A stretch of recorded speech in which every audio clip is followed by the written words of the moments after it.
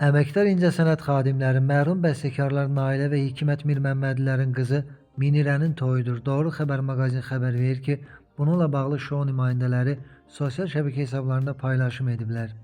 Bəstəkarın övladı Əskər adlı bəylə ailə qurur. Məclis Bakıda restoranlardan birində keçirilir. Məlumat üçün qeyd edək ki, Hikmət Mirməmmədli 2007-ci ildə, Nailə Mirməmmədli isə 2021-ci ildə ürək tutmasından vəfat ediblər.